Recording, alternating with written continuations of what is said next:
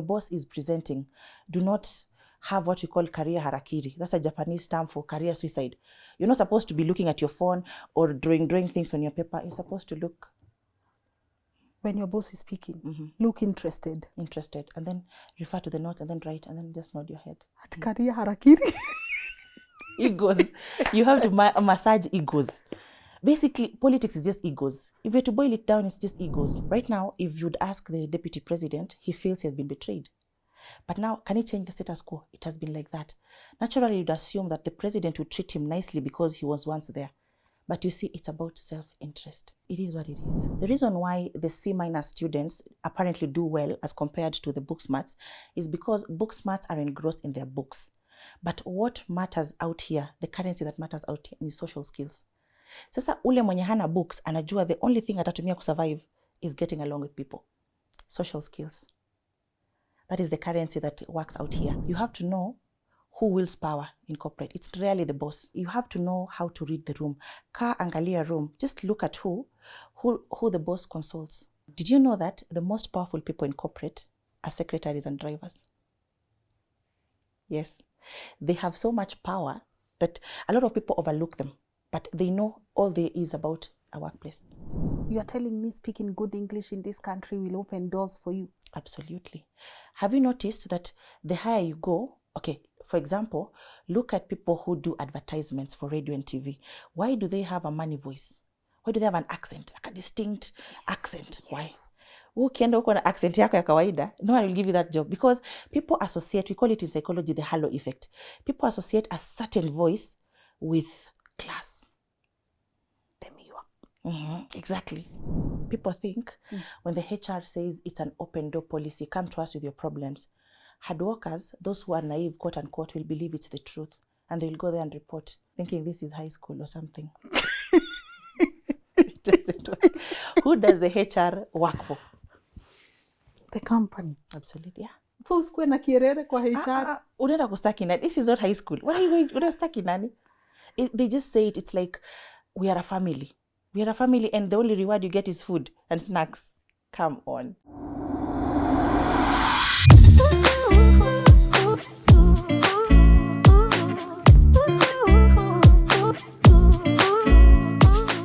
Hi everyone, welcome to today's episode of LNS. My name is Lynn Ngugi, and as always, I feel so happy that we get to watch an episode together. Trust you me, sometimes when it's airing, I'm also there with you watching and learning. But I'm pretty sure they are words that you've heard before. Office politics, right? Effective communicator, right? Toxic work environment, right? All those things, you've heard them before. And also, one thing struck me when our guest said, why visibility in a workplace is more important than hard work. And I was like, what are you saying? Please clarify. What are you saying that visibility is more important in a workplace than a hard work? She will be talking to us about so many things. And I know this episode is going to serve the purpose it's meant to serve. And honestly, I loved having this conversation with my guests because I also learn a thing or two. I'm about to let her introduce herself so that she can be able to walk us through today's episode. But before I do that, of course, I have to say thank you so much to our amazing partners at Kings Developers Limited for always coming through. You know, I went on a katua at the Apollo Suits and it's beautiful. And I have loved the journey that we've walked together with Kings Developers Limited. So if you're looking into owning a home with an ISO certified real estate company, why don't you try them? Not only do they have upper end apartments, kama iyo Apollo, but they have medium range and also affordable. So whatever suits your budget, and also their payment plan is very flexible. Do call them, and they have an open day coming up. The details are on your screen, or visit their magnificent building at Prism Towers and tell them Lynn sent you. And also I want to take this opportunity to thank you guys for getting us to 1 million subscribers. Always remember, subscribing is free and it goes a long way to making sure that our work reaches a wide range of of audience, and also to thank my team for always coming through. Over and over, you know what I say, you get to see me in front of this camera, but if I was to pan the cameras the other side, you would see it takes an entire village to be able to put this content together. So shukran sana. And now, of course, without further ado, please allow me to let my guest today introduce herself. Hello. Hi. How are my communication skills? Rate me. Very good, actually. Yes. For real. For real. I'm sitting there, I'm looking at you, I'm like, she's the perfect person to be able to talk about effective communication. So I'm like, Lynn, don't try messing up. Karibu sana. Thank you so much. You look amazing. Asante sana. Nice to have you here on the show. Same here. Yay. Thank you so much for having me. Yeah, Yes. but before we get any deeper, anyone that is tuning in for the very first time and they've not maybe seen this face somewhere, could you please introduce yourself and tell our audience what you do? Okay. Hi, everyone. My name is Trophy Kiprono. I'm a communication specialist and also a public speaking trainer. Yes. Wow, Yes. short and to the point. Concise. Short. Concise and to the point. Wehe, tusikuje hapa na introduction. It's actually part of the 7 C's of communication. Oh, really? Now I really want to get deeper, but work politics is not a conversation many of us have, right?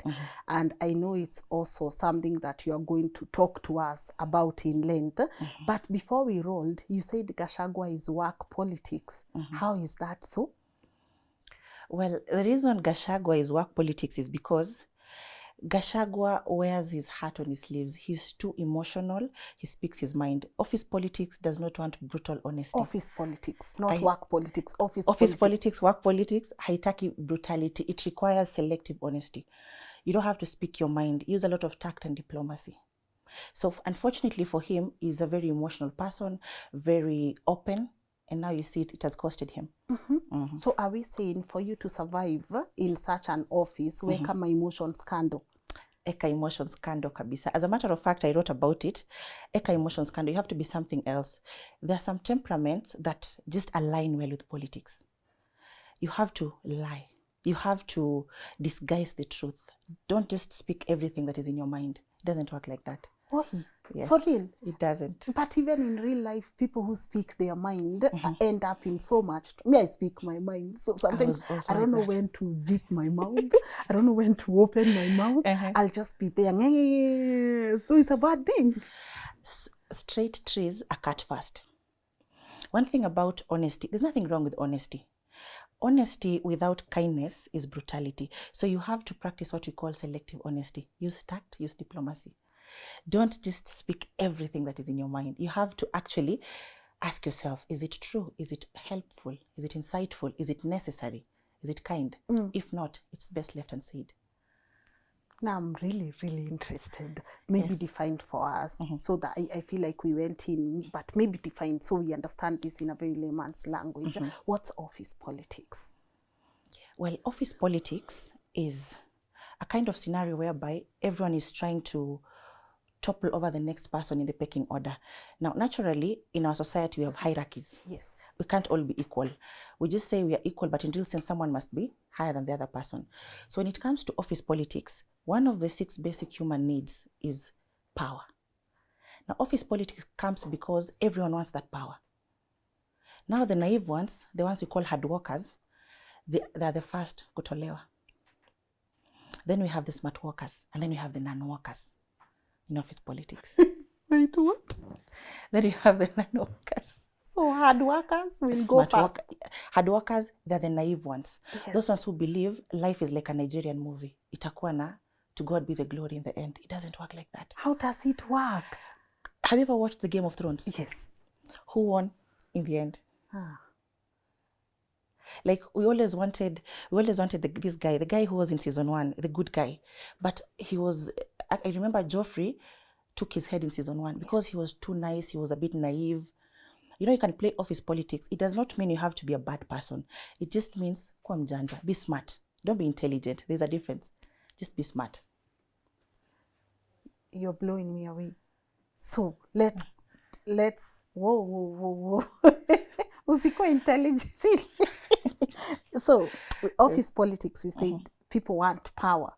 Then we've classified, we have 3 people here. We have the hard workers, we have the smart workers, and we have the non-workers. The non-workers, and yes. the non-workers always seem to win. Yes. Tell you a thing, there's a place I used to work, man. And this guy used to do nothing, but he used to be paid. Okay, sorry, I said I speak, but he used to be paid. So I'm checking, is it kind, is it honest, is it going to someone? Now I've started now. But, you know, he used to just come and sit, man. And he used to be one of the highest paid. And now, as the hard workers, used to make it a conversation. Mtu atafanyangi kitu lakini analipwa hizi pesa. Yes. Hey, so how do you navigate office politics? How do you navigate that? How do you make sure you're on the side of non-workers? And why does office politics sound so evil? It's brutal.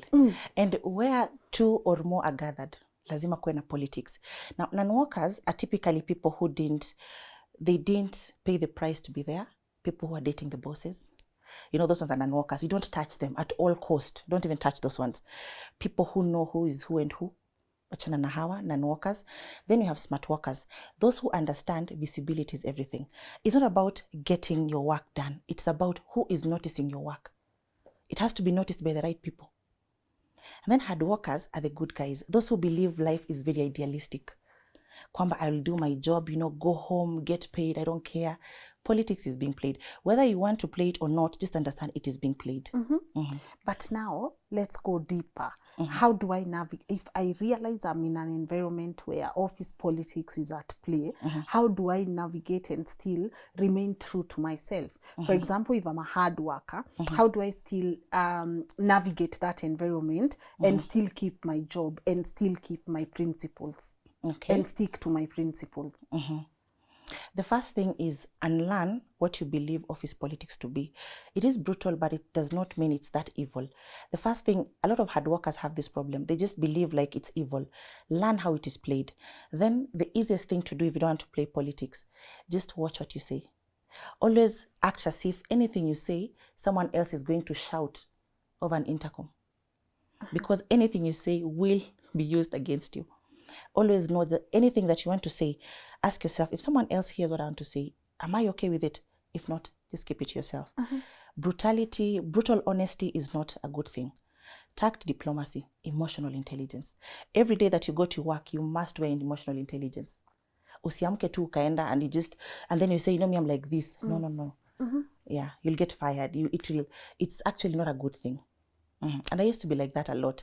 For me to understand corporate, I had to go through several experiences until I understood, oh, okay. I was someone very outspoken, someone who would say it as it is. I mean, after all, honesty, you know, you were raised believing honesty, just speak your mind. But the first working place, I realized apana. Second place, you know, when you notice there's a pattern, the first time you can say, pengine wanakuonea, it's a coincidence. But the second time, the problem is with you. So you shrink now, or what do you do? You don't shrink per se, you just understand how it is played. Like, you have to understand, it will never be fair. In corporate, the first thing is avoid the non-workers, be a smart worker. A smart worker understands how to take credit for their work. Most people believe, you know, as long as I do my job, that's it. You have to take credit for it. If you don't, someone else will do it on your behalf. How do you take credit? How do you do that? You can do that, for example, if you're in a meeting, you can say something like, you know, as I was going through slide 4, there was a problem I encountered. Just like that, you've mentioned it. Mayo. And then you have your boss there giving you the side eye. Because, you know, there's always that intimidation even in the boardroom, right? I'm a smart worker, so I want to take ownership or take credit of something that I've done. But I'm also scared that I'm taking credit and my boss is the one who should be taking credit. No, actually, now what happens, of course, you can't outshine the master. You have to make your boss feel comfortable. How do you do that? Give him credit. We couldn't accomplish this project without the immense support of our boss. What if he did not support you? Say it. No, wait. Just say it. Sema tu. This is survival. This is survival. Sema tu. without the immense support of our boss. Now, when it comes to taking credit for your work, unfortunately, if you don't, someone else will do it on your behalf. Your supervisor, your colleague, because there are people who naturally know how to play politics. So when you, for example, in the setting I was giving you, if you say, when I was working on that, automatically I will know. Because most of the time, people complain that they were unfairly treated. But I want you to picture, Lynn, you're a boss. You're running over an organization of 5,000 people. How will I know who did this work if you don't take credit for it? If you don't speak up, exactly, how will I know? It's not personal, it's just business. Yeah. Yes. So the smart workers will know how to take credit of their work. The hard workers will watch someone else take credit of their work. Absolutely. And unfortunately, most hard workers don't know the difference between being too humble and humility. Wait, what? There's a difference between the two. Okay. Yes, there's being too humble and then there's being humble. Too humble is you don't have to take credit for your work. You don't have to speak up. Utaki kuonekana kiherehere. You don't have to, you just okay. But now it doesn't work like that. People will overlook you. This is man eat man. People will overlook you. So you have to speak up.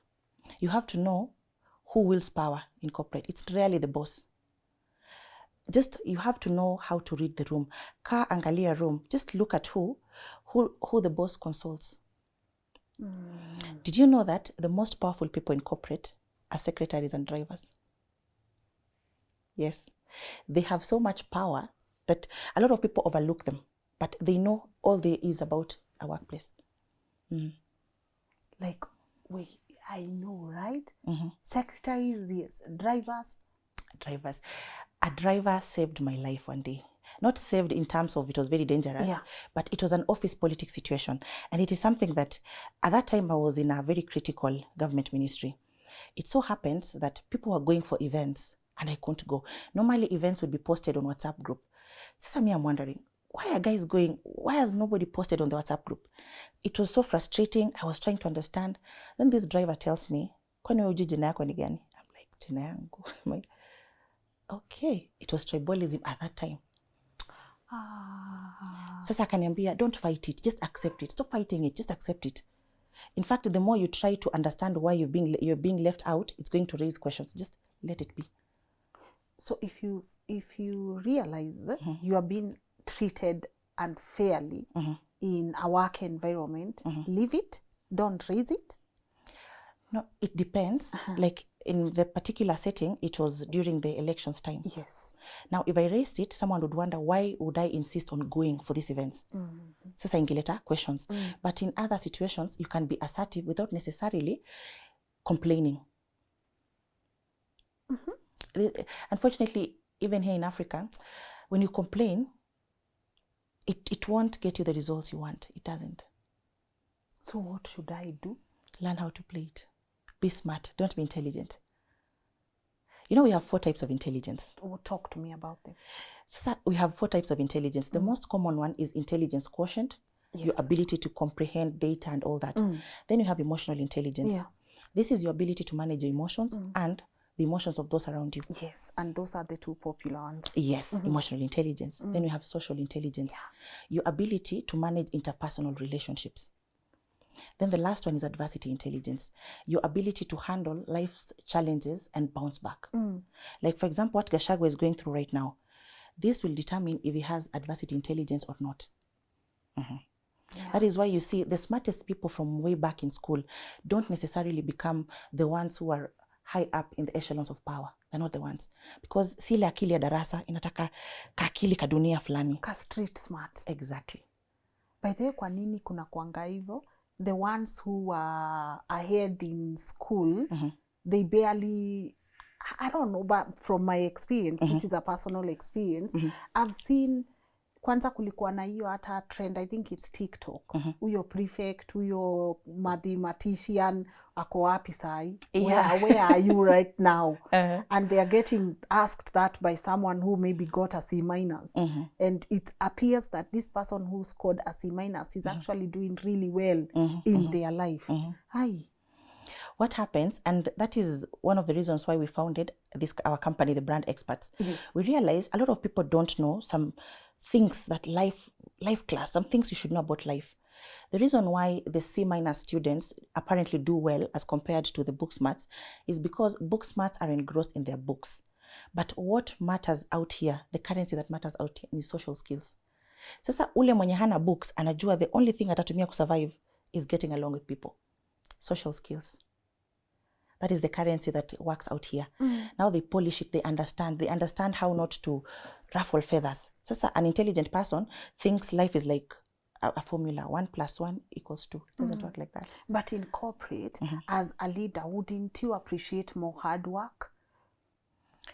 You would, but you'd use them because you want someone to constantly supply you with hard work. Yes, so that you can show it off. You know, when you're a smart worker, you want to show off someone's work because you know you can't put in the time. Hey. It is brutal. So how are people surviving in corporates? There are people, from my own experience, I've learned, some people naturally just know how to gel and just to play politics. That's one thing I was so surprised. Like, for some people, it comes naturally. Others, you have to learn it. There are some temperaments that just don't go well with such jobs. So you have to really understand yourself. Self-awareness is key. Otherwise, you'll be so frustrated. Let's talk about visibility. When you said, you know, like visibility is more important in a workplace than hard work, what are we saying? Well, visibility is about making sure your work is getting recognized by the right person, like the right people to recognize your work. Because it's not the work that you put behind the scenes, it is what you display out here. Now, for example, let me just give you an example of visibility. How would we know each other if I'd not put myself out on social media? That's visibility. Good. Yes, you won't. Like how you can't just guess and then come knocking doors to doors. Like someone has to put themselves out there. Yes. Same thing with corporate. So would you classify yourself as a smart worker in the category? I have learned. I was not like this. Trust you me. I used to speak I was very outspoken. Kwani. And then I realized it does not work like that. Real life does not work like that. As a matter of fact, I remember in one of the places I worked, I was so infuriated by this lady.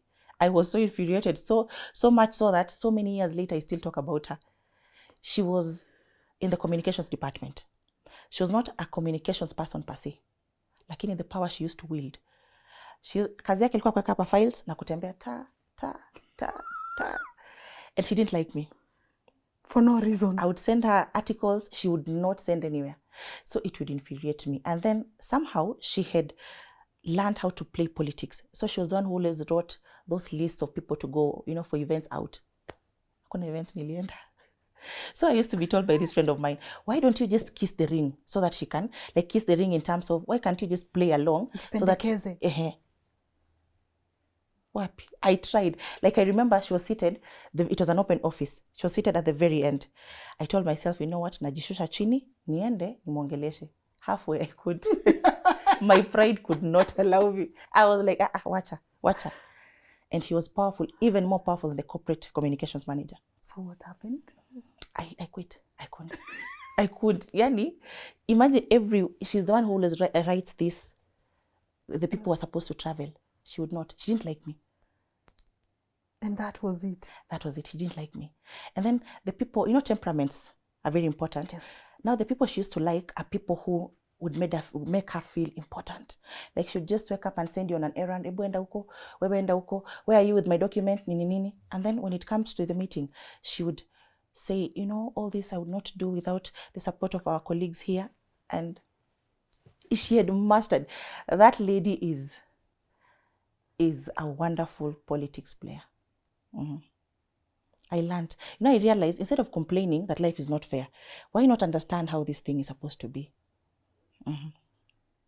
So be close, be friends. Yes. Make yourself more likable. Likable. Do not speak your mind. That's the most important. The second one is do not try to be the smartest person in the room. Don't go there, you know, want to show your intelligence. Cheza chini. Sometimes it pays to play dumb. Just pretend. Gen Z wata survive. Yo, we are watching. But after the revolution, anything is possible. Anything is possible. Yeah, because man, I know I'm not a Gen Z, but I have Gen Z blood in me. I don't know. And the bosses, wives, the husbands, the untouchable ones. The girlfriends. The girlfriend, there's nothing you can do. Even the boss, the one who's in charge of the department, anaogopa. There's nothing you can do. Because you cannot compete with pillow talk. How can you compete with pillow talk? Mayo. You just have to accept it is what it is. So, hi, good morning. Hi, You look how nice. Oof, look at your, wow. And then you remind yourself, it's bills. I'm here to pay bills. Songa vele, I'm here to pay bills. So make sure you over compliment, or how do you now make yourself now more noticeable, you know? How do you make yourself more visible now? Do you maybe over, you know, compliment? How do you do that? Do not over compliment. Do not flatter them. They know when you're flattering them. What you need to do is simple. Just compliment them and make it very specific. Like I'll tell you, I love your jacket. This is cotton. Wow. Hey, not taste squeezy. You see, you would feel good. Yes. And then just play dumb. It really helps. Do not try to be smart. You'll go heads on with people. Just jifanya tu mjinga. Is that where this nini comes from? At work, we are not friends. We are just colleagues. Absolutely. And most of the guys we teach, they always dispute that one until the very end. They come and say, you know what, you guys were right. The reason why your colleagues cannot be your friends is because you're competing for limited resources. It's not an even playground. When your colleagues know too much about you, they'll use it against you. You have to have that discernment spirit. Understand that humans are naturally ruled by two things: fear and self-interest. Those two things. Hakuna venye you can always, it is what it is. So ask yourself, when you go there and speak all your weaknesses and everything, just understand that someone will use it against you. Na venye kwa ofisi ndio mtu ako na best friend. That's the person you go, you know, venting to. That's the person mnaenda lunch pamoja. This You is can your do that. BFF. You can do that, but do not confuse the boundaries. Understand, if you're sacked the next day, your phone will not ring, because what do you have in common? And it's not personal. You know one thing about this politics, it's not personal. I want you to imagine the situation whereby you are sacked by someone. Now, if you call me and I tell you, you know what, I'm in a meeting, I'll call you back, you'll feel bad because you'll feel like I'm ignoring you. But in real sense, I'm going for a meeting. It's not personal. Unaona? So that is why you have to understand how to detach. Work in an organization, if you leave and your friendship survives, so be it. But detach. Similarly, don't even date your colleagues. I mean, we see a lot of women doing this, especially women. Don't date your colleagues. The odds are against you. So how? When you date your colleagues, naturally women, we are more emotional. Sasa imagine mmekosana and then you see him talking to an intern. Maybe it's business. The first thing that will come to your mind. Wanakatiana. And then you'll start showing attitude to that intern. Not ajui what is going on. Sasa unaona, in a way, you are just putting, like you are adding to the politics. Because the intern ameulizwa tu kitu and you're thinking, she wants your man. Hey. The odds are stuck against you from the word go. Absolutely. Kuna zile zina work, but some of them, no. But it's just not a wise decision. But what if a work environment is toxic, but I really need the bills, man? Me, I need this job, but this environment, it ain't for me, but I need the money. Play politics. Understand your colleagues are not your friends. Understand how to make your boss. Always think ahead of your boss. What does your boss need? Provide. Do not be solutions oriented. Do not be someone who complains. Avoid brutal honesty, selective honesty. Yes. Do not complain about the organization. Do not. You cannot challenge a crocodile in its stuff. You know, you cannot change the status quo. A lot of people who have left politics and they are so bitter about it, they try to change the status quo. For example, look at the politics of Kenya. Right now, if you'd ask the deputy president, he feels he has been betrayed. But now, can he change the status quo? It has been like that. Naturally, you'd assume that the president would treat him nicely because he was once there. But you see, it's about self-interest. It is what it is. Kai. So kila mtu ajipange. Just understand, like politics, people who play politics will never tell you they're playing politics. They will pretend. And the first sign that someone is playing politics, they speak nicely about everyone. You will never hear them speaking badly about, unasikia too nice, okay. Huyo anacheza politics. Yes. I'm a master. They know how to just blend in. They play dumb. And then they are so good with words. For example, they will tell you things like, you know me, I'm a bad liar. When someone tells you that, that is the best liar ever. That is the best liar. It is akin to someone telling you on the first date. Let us assume you are going for a first date. Someone tells you, me, I'm humble and God-fearing. Carry your shoes, disappear. Anybody who tells you that on a first meeting is trying to disarm you. Yes. Humble and God-fearing is something you should see in someone's character. Similarly, ukiona tu mtu anakwambia I'm a bad liar, I'm this, huyu anacheza politics. They're disguising it. Ingine, I know people are looking at each other. Who is najua hapa watu wako hapa nani anacheza politics? Unfortunately, it is about experience. You have to experience it. Hakuna venye you can outrun it. You have to go through it. You have to understand the pecking order. If a lot of people come to us with one problem, their immediate boss does not like them, but the overall boss likes them. What they don't understand, the overall boss is not your concern. This one is your concern. You have to make this one like you, because this one can remove you just by using any excuse. So just focus here. Your work is to make your boss look good. Acha kierere. Unamwambia, in fact, even if you know what you're doing, consult him. Ask him something like, excuse me, sir, do you have a moment? Wait, yes. Even if I know what I'm doing, Absolutely. I consult? Yes, consult the boss so that he feels in charge. It's about ego. This is ego. You consult him and you tell him, so I wanted some help with this, and then you're nodding. Okay. Thank you so much. It's about just massaging egos. If you know you don't have the temperament, wachana na politics. Go and start a business, a greenhouse, anything. Just politics is not for the faint-hearted. Talk a corporate. How good or bad is corporate environment? It's brutal. It is brutal. Like, one incident that still lingers in my mind was what I told you about the tribalism issue. Yes. I couldn't understand why. How do I come in that particular matter? You know, it was something that because of my name, I couldn't go for that event. Yes. How am I even involved in this thing? But I can complain that life is not fair, or I can just understand it is what it is. It is brutal. Go there, do what you need to do, understand it's brutal, get your money, and move on. Absolutely. And remember, it's not personal. So Usibebe. Emotional intelligence, it's not personal. Like, people are just doing this to climb up. Anything, for example, in a corporate environment, everything that, if someone promises you something, it has to be actually in writing. Otherwise, it's just he said, she said to who said. Also, make sure everything is in writing. Yes, make sure. Otherwise, it's going to backfire. Is this why people love dealing with emails in corporate? Yes. Because you need something to fall back on. And you know, especially with these deals, you need something that we can trace. It was an order you were given and all that. Otherwise, someone will just look at you and say, no, I did not ask you that. I know of someone who was imprisoned because he was working as an accountant.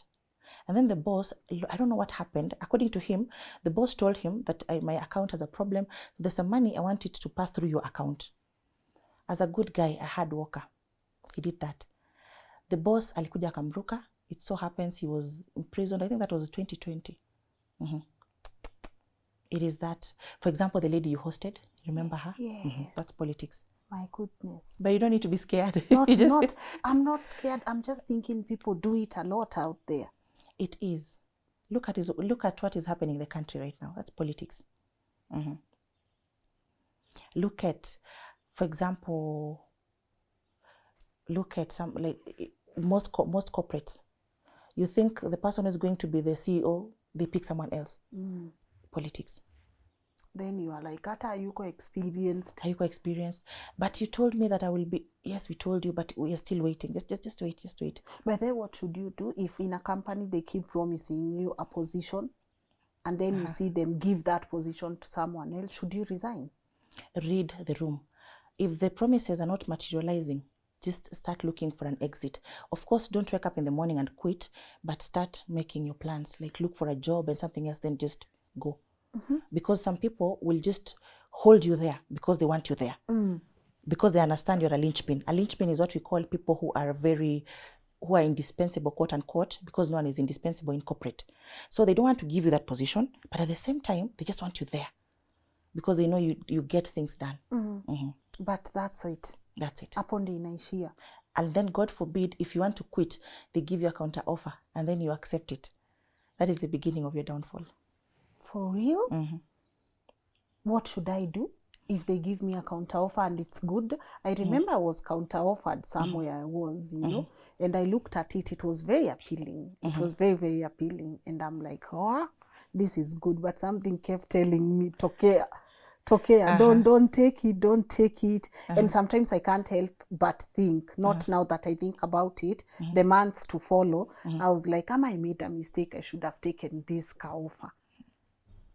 Ask yourself, Lynn, why now? Kwa nini wakati unataka kutoka ndio unapewa counter offer? Why now? What happens is, it's like who dumps who first. You know that kind of ego thing, who dumps who first. Most of the time, they want you to train someone else, or they're trying to fill that position, and then they'll just let you go. They'll start giving you small excuses. They start reducing your responsibilities and all that. And this does not mean that all counter offers are bad, but majority of them. So ask yourself, why now? All the time you've spent there, mbona hujaipewa counter offer? Why now? So ili utokange tu mapema. In fact, hata usemangi ukitoka, toka tu kienda. If I'm getting a new job, I shouldn't tell my boss I've gotten a new job, so I want to serve my notice and whatever. What should I do? That is what you're supposed to do, but I would not advise it. That's what you're supposed to do, but go first, settle, then come. Then you come and say it later now. But I'm supposed to give my notice, so I just say, I'm done working, I need a break. How do I lie? Do you remember a particular story? Yeah. I think it was covered on, is it called Mpasho? I can't remember. Yeah. Some guy who was promised some job abroad. It was legit. Everything was on point. He served his notice. He sold his properties only for the company to withdraw the offer. It was trending actually. It was a Luo guy. I can't remember his name. So until everything is finalized, just hold your horses. Just be quiet about it. Just be quiet about it. People can't destroy what they don't know. At all. At all. I'm in agreement. But I've rejected a counter offer. Assuming there's no counter offer on the table, how do I know a company is about to fire me? What are the signs I'm about to be fired out of this place? Because people get fired too. Not everyone gets to resign. People get fired. What are the signs I'm about to get fired? There are many signs, and you will notice that if you know how to read the room. Suddenly, your responsibilities are being reduced. Someone else is being given your job. Another thing can be, suddenly, you're not included in decision making. You're now the weakest link. Now read the room. When you see that, just understand it's only a matter of time. Oh, naenda. And it's one thing about going and all that, just have this personality whereby you can detach. Because anything can happen. That is why it's called adversity intelligence. Anything can happen at any time. You cannot even, perhaps you've done everything right and still you'll be fired. Being fired does not mean you did everything wrong. No, it doesn't mean. Sometimes people just want someone else. Sometimes maybe you're being pushed to go somewhere else. So it's not really personal. Things in corporate are not personal. Just learn the art of detaching. When this doesn't work, next. Next. Ukisonga mbele. Oh my goodness. So should everyone be self-employed now or what? No, it doesn't mean like that. There are some temperaments. That is why self-awareness is key. Some temperaments that haziendani sana na corporate. Cholerics, bit of sanguines, melancholics and phlegmatics, because we have 4 of them. Yes. Yeah, they can gel well in corporate. Wale wenye, they cannot question anything. Kwanza sanguines? Sanguines ndo hawa, wata speak their mind. Watasomea boss. You have to know your temperament. Like for me, I saw a pattern. Female bosses never liked me. And the way I used to simp, I just wanted them to like me. I couldn't understand. Cholerics. Cholerics don't like cholerics. Yeah. So if you want to grow vertically, grow horizontally, then vertically. And also understand, it's not the boss up there, it's the boss here. Huyu, mwenye mko naye. And then, I don't know why most, not all, female bosses don't like women. I don't know why. So, but most of them, not all of them. So you just have to understand, what is your temperament? It really helps to solve a lot of things, because someone would think they're cursed or maybe they're jinxed. They're not jinxed, it's just their temperament. Let's talk about effective communication then, right? You are very, very, what is it, vocal on speaking good English. Okay. Is it that way? Neo, why English is very important for you as you communicate? First, I need to understand, it's the English we are speaking, and is there a good way of speaking English? Well, as an English teacher, Oh, so we teach English. Yes. We teach English for professionals and all that. yeah. One thing is that, unfortunately, and that's a very big unfortunately, English in Africa is a measure of intelligence. You know, a lot of people don't realize English is a language. It's like Kikuyu, it's like Swahili. But now in Africa, if you can't speak English well, you're thought of as someone who is not competent or something like that. Now, one thing about English, just polish it as much as you can. It helps you. Diction is very important. How you enunciate words. See how you're saying it? How you enunciate words. Yes.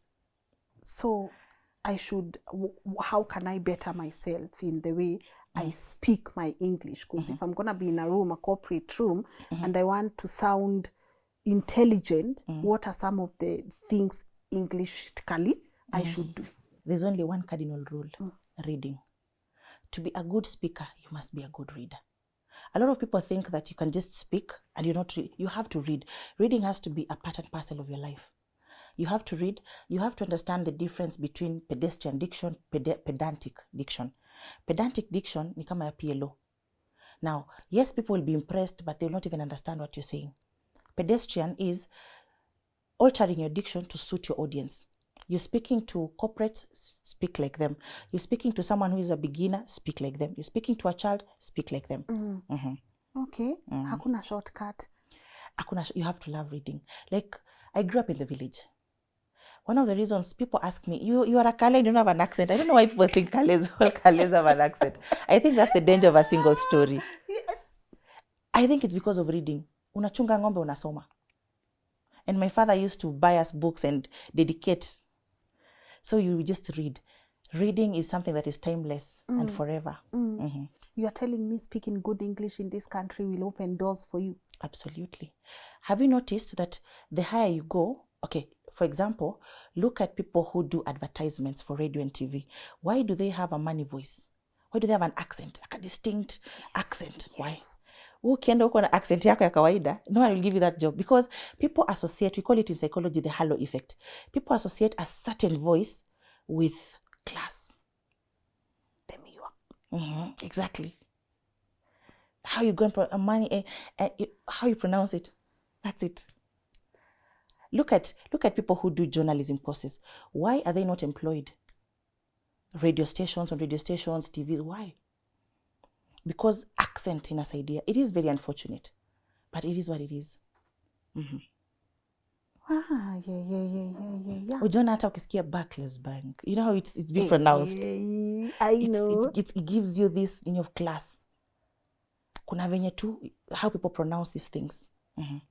What, so if I need, narrow it down for me. If I need to survive corporate, what are the 4 things I need to do? And do them perfectly. Just 4. And there's a reason I don't want us to exhaust everything, because I really want my people to even sign up with you. I say knowledge, you gotta invest. Absolutely. You have to invest, right? And this is not an ad. Please tell them you've not paid me anything at all, but it's because I know there is a lot. But I don't want us to exhaust, because I feel like if someone sees this as a need, they will invest in it, right? That's true. But if I want to survive corporate, what are 4 things I must do? And I must do them perfectly. Okay. The first one and the most important, emotional intelligence. Never lose your cool. Don't take anything personally. For you not to lose your cool, don't take anything personally. Number 2, watch your words. Just realize that anything you say can and will be used against you. Number 3, visibility and networking is powerful. That is what will open doors for you. Then number 4, learn how to get along with people. That's it. Expound for me for the networking part. The networking. Now, promotions and opportunities like that come through networking. Most people say, oh, you know, I'm not a person who goes out as much. Where are you going to meet these people, these decision makers, these influencers, those who make decisions? Where are you going to meet them if you don't network? Hang where the people you want to be with hang. That's networking. It's very powerful. Can I sue when it comes to office politics? Niseme ilikuwa office politics. I sue. Who will use it to who? It was you to who? Hey. And everyone does it. And it's because office politics exists because it's just a gel of personalities. All types of personalities, narcissists, wote wamekutana pali moja. And it's survival for the fittest. Charles Darwin. In short, keep your mouth. Yes. Watch your words carefully. Do not lose your temper. At all cost, do not lose your temper. Tamsi akikufika hapa. Sasa hapo ndo unamwambia in a very calm tone. I don't like what you've done and all that. But do not be dramatic and melodramatic and all that. Sikae, kwani? Don't. See, uliandika kwa CV, you have the ability to handle pressure. Work under pressure. Work under pressure. Work under pressure. But if someone wants to protect their mental health, how should they go about it? Because within the corporate space takes time. Ili kujifanya ati I like you and I don't like you, man, that's going to cost me a lot of energy. Don't take anything personally. Learn it. It's something that you need to learn. For example, I'm sure sometimes you get mean comments. Yes. But why have you not quit? Why are you still here? Because you don't care. take things. Yes, you don't take it personally. You realize someone is just projecting their insecurities on you. Yes. Similarly, if you work with people you don't like, even you have to understand there are people you don't like and they've done nothing to you. Yeah. So similarly, someone will not like you. Just like that. But we have good offices though. Oh, we have yes. good workplaces though. Yes, absolutely. Like nothing is absolute in the sense that there's always politics everywhere. But the ratio of good organizations vis-a-vis the toxic ones, it's like 20 and 80. On 80 on the toxic. Yes. Because it's survival, limited resources. We're in Kenya, everything is competition. Earn your space. Earn your space. Be visible. Be a smart worker. Be a smart worker. Know how, when your boss is presenting, do not have what we call career harakiri. That's a Japanese term for career suicide. You're not supposed to be looking at your phone or drawing things on your paper. You're supposed to look. When your boss is speaking, look interested. Interested. And then refer to the notes and then write and then just nod your head. At career harakiri. Egos. You have to massage egos. Basically, politics is just egos. If you're to boil it down, it's just egos. And the hard workers, the one who want to own the one who never leave the company, the one who will sleep there, the one who will be there on weekends, the one who is giving their all. What do you say? And I used to be that. Office mom. Where the office mom? See, where at I think office grandma. Saturday, Sunday, trust you me. You're always there. Hey. You thought someone will recognize what you're doing and see it what and everything. I'm doing. They'll see I have the company's best interest at heart. They will give me a promotion. Oh, no. They will care for my feelings the way I care about this company's feeling. No. Never be loyal to your employer. You're just another employee to them. But I think I'll do a short. Wait, what? I'm telling you, never be loyal to your employer. You're just another employee. If God forbid you pass on, your job will be advertised and things will move on. It's not personal. And moving on, they did. People think when the HR says it's an open door policy, come to us with your problems. Hard workers, those who are naive, quote unquote, will believe it's the truth. And they'll go there and report, thinking this is high school or something. It doesn't work. Who does the HR work for? The company. Absolutely, yeah. So usikue na kierere kwa HR. Unaenda kustaki nani? This is not high school. What are you going? Unaenda kustaki nani? They just say it's like, we are a family. We are a family and the only reward you get is food and snacks. Come on. So what should I do? Kaa kuna kitu inanikwaza, nataka kwenda kwa HR. I would suggest just keeping it to yourself. That's my personal opinion. Unless it's really something that is, as it's really bothering you, perhaps you can... Like a sexual violation or whatever, Yes. those, the ones you can't keep quiet about. Yes. But even people said, by the way, I reported someone who was harassing me or sexually at work and I'm the one who got fired. It is unfair because here in Africa we think that such sexual issues are not a big deal, but they're a big deal. And they will always blame the woman. So HR door is not open to But we are a family, and you believe it. And you believe it. Are you serious? There's nothing so like that. nisiwai hapa niambie my team we are family. Let it be demonstrated through your actions. Yes. Anything like words are cheap. Actions. Just observe. Like, for example, you need to read the room. If you go somewhere and they say Friday we wear casual, but you go to the office and no one is wearing casual, why would you wear casual? Just because you are told that we wear casual and you go there and you see people are actually in official. Learn to read the room. Not everything utambiwa. That is why we call them the unwritten rules. They're not written anywhere.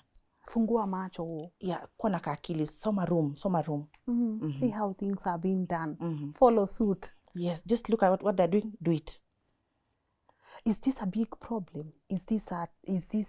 Do people struggle with these things a lot? Is the office politics? They do. Do you get a lot of people coming to you without knowing what to do? It is such a big thing because when I was doing the first video on the unwritten rules of corporate, I was just doing it because I thought everyone knew it and it blew. I was like, what is going on? People don't know these things and they suffer, especially hard workers. They suffer because they're like, but I've done everything well. What is going on? They don't understand how to survive corporate. Why is it that also most of the hard workers are the least paid? Because, the they're going nowhere. You know me, when I realized how much people are earning, I think that's the day I stopped being a hard worker. Nikamua, si lazima, by the way, it's not a must. Even me, ukumtaini on a weekend. You know? Why is it they are the least paid? Because they don't know their value. It is like someone in a toxic relationship. You don't know your value. That's why you're staying there. You have to know your value. You have to add tax on top of your value. Remember, in corporate, confidence is more powerful than knowledge. Confidence will take you places, competence will not. People at the top don't even know what they're doing. They're there because they're the loudest. They have this persona, they have executive presence. When they sit there and they say, valid point, So basically, you believe they know what they're talking about and they know nothing. So in short, our politicians are non-workers. Most of them. It is about confidence. Believe in yourself. Where? Man, thank you. Hey, it's an awakening for so many people. Naona watu wanaangaliana wakiwatch zile za where do I fit in? Na watu wanakasirika. They get angry thinking we invented these rules. We didn't. We found them. Don't hate the player, hate the game. Where? We found them. They've always been like that. Like, it's something that is constant. Where two or more are gathered, there must be politics. Be smart. Be smart. Yes, don't be intelligent. Kuwa mjanja. When someone tells you something, learn corporate jargon. You have to know corporate jargon. You don't have to speak your mind. Instead of telling someone you're lying, unamwambia, I seem to recall this quite differently. It's corporate jargon. See, you are lying. Don't go there like you're lying. At nani? Mkubwa anada, unamwambia, can we circle back on this? I'd like to give it more thought process. Jargon. In short, umemwambia mtu ini upuzi gani sasa umeleta hapa, but you're hiding it under, it's a sandwich. Corporate jargon. That's why unaona people make memes saying in corporate, at least let's focus on low-hanging fruits and all that. It's just a way of passing the message without killing each other. In short, politics is silent war. Unaona ile war za kitambo za mavisu. Sasa hii ni war without knives. It is just weaponless wars. Trophy ukisema usikue intelligent kuwa mjanja. I struggled with that one. I was always that person who wanted to say they know something. But I realized in corporate you have to just, even if what the person is saying is wrong, katu, no matter how much it itches you, just sit still and tell yourself, I'm just here to pay my bills. Because God forbid you correct your boss. How dare you? Says, unafikiria, I'm saving the company. Excuse me, sir, it's not 20%, it's 25%. That is the beginning of your end. Nimekumark. You have to just play dumb. You're nodding too. And then learn how to say valid point. So tuko kwa meeting, ebu sema kitu niseme valid point nione. And that is our presentation. on taxes. Valid point. Yeah, that's a valid. Thank you, Trophy. That's a valid point. I love how you've brought it out. That's a valid point. When you Trophy. say that, I now like You you are because drawn to you me yes, now I'm more visible too. yes. And then I want to work with you because everyone wants someone who agrees with them. Do not criticize, do not condemn, do not complain. Do not. I'm telling you. Valid point. Valid. When I'm to valid point. Yes. Valid, absolutely. What else can we use apart from valid point? So, there are so many. When it comes to corporate jargon, you're circling back. Yes. You can say something like, can we, what is the word? There's so many. I don't know why it's keeping my mind right now. But there's just a way you can always pass a message without making it that blunt. Yes. People like naturally, and this is according to psychology, people love people who agree with them. Like, for example, right now, if I disagree with you, you will smile, but deep down you don't like me. No, I don't. That is why unonanga honest people don't have friends. Because you are honest. Nobody wants the truth. We know the truth. We don't want the truth. Just people want people who agree with them. Wow. My goodness. Understand human nature. Just understand human nature. People are emotional. They're not logical. Once you understand that, it'll be easier for you to play politics. Valid point. Valid point. You're like, the student is becoming the teacher. Valid point. And you're nodding. And eye contact. Eye contact. Look interested. Kwanza una lean forward. Lean forward. Take notes. Even if you have to scribble, just do something with your pen. And then just look very interested. It is all about egos, imagine. Egos too. I want you to try that thing. Just agree with someone. Like something that also works in corporate. Instead of disagreeing with someone, tell them you are right. Sema tu you are right. Amtakuwa mnakosana na watu. Or you can say, I could be wrong, but I think we should go through this way. Imagine that person will like you just because you have massaged their ego. I could be wrong. I could be right, but you are more right. Unamwambia hivyo, you are right. You know, coming to think of it, I look at it from your perspective. You're right. If someone attacks you, you are right. Egos. It's a war of egos. It's a war of egos. Yes. Goodness. What inspired you to do this, to master this, to talk about this? My former working place. It was brutal. I kept wondering, Kwani, what is it with me? Am I slow or something? Why is it that I'm doing my very best, but somehow it's not getting me the results I want? That is when now, after a lot of introspection and talking with my colleagues, we realized this is politics. That is why we started the brand experts. Kuchanua watu vitu zingine yenye no school will teach you. These things no school will teach you. That is why we call them the unwritten rules. How you behave when you're with people, how to read the room, how to just keep your opinion to yourself. Unakaa unaangalia, is it necessary? Na, chana nayo. Well, thank you so much. You're welcome. This has been I think we just scratched the surface. And I thought it was a valid point. Valid point. Absolutely. I agree with that point. I agree with that point. You agree with this point? Absolutely. But if someone was maybe to come to you, what are some of the things you help people figure out? We do public speaking. Okay. We have personal branding. And also we have English classes. And finally, we do write CVs, resumes, statement of purpose, all that. People can come for, how would they get in contact with you? They can come to our offices. We're located in town, Caxton House, which is just opposite GPO. Or they can reach out through Trophy Kiprono on all social media platforms. All right. Is there a work number? Yes. Do you have it in mind, or I put it on the screen? I have it in mind. Okay, it's 0720 631 906. Before I let you go on the public speaking part, why is it that some people get so anxious? Like, where does anxiety maybe come from? There are so many reasons, but it's a fact that about 76% of the world population fear public speaking more than death. So people would rather die than speak in public. And where they get the anxiety, number 1, lack of preparation. Number 2, fear of embarrassment. Number 3, fear of failure. Number 4, imposter syndrome.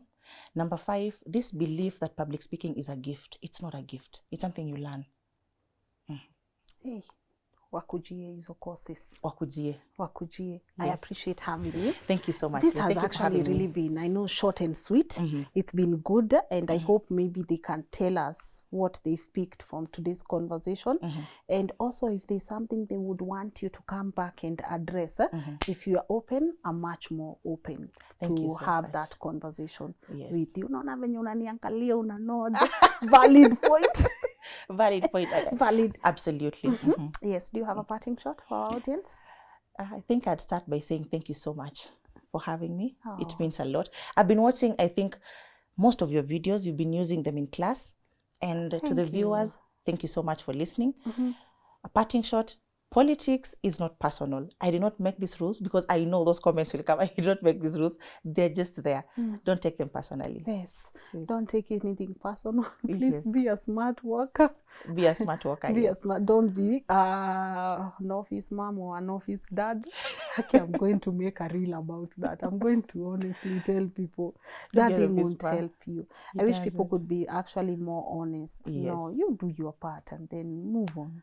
Just do what you came to, what you're paid for, and just go. And if you have to maybe skills zako develop them out of that environment. Yeah, that's true. I feel strongly so about it. But I hope you guys have picked something on today's conversation. Thank you so much for coming. Yes. It's been beautiful having you here. This is the first time I've done something like this. Oh, I just wow. actually just bumped into you, you know. I follow some of the things you said, and you say, you know, you have a lot of clips that have gone viral, and I'm like, Jesus, the engagement in these clips are something else. And someone would think this is basic. People should know this, but people don't. A lot of people actually don't, you know. We assume this is normal. People should know this, but not everyone does. So I appreciate you just coming and talking to us in length about some of these things. A lot of take homes for me. Me, I'm the honest one. I'll be like, where unadanganya? So Maybe I'll say it with a bit of intelligent class and demure. I think I love what you're saying, but I think maybe we are looking at it from different perspectives. Yeah, I think we are looking at it from different perspectives, but let's circle back on it maybe. Let's circle back on it maybe tomorrow or Yes. next week, you know. Yes. You know, and I know then I'm like valid points, you know. Hey, You're right, this you're is right. tough. But guys, let me know what your thoughts are on the comment section. Your take home. Really interested in that. It's been such a beautiful conversation to have, you know, and I hope it helps someone. And also thank you to King's Developers Limited for coming through. They do have an open day. The details are on the screen. Check them out. Go and check what they have to offer. I've said Kings, they take care of your apartment needs from upper end, medium, all the way to affordable, and they have a very flexible payment plan. And thank you for getting us to over 1 million subscribers. I don't take that for granted. We've done this together, and your support honestly has been beautiful. We could not have gotten here without each and every one of you being just loving what we do and sharing it across. So remember to subscribe if you haven't. And also, if you want to reach out to me, and maybe not on the comment section, info@lnn.digital, that's where you can be able to get me. And nimesema kila kitu. Yes, I think I have. See you tomorrow, maybe 10 a.m. or 7 p.m. Bye.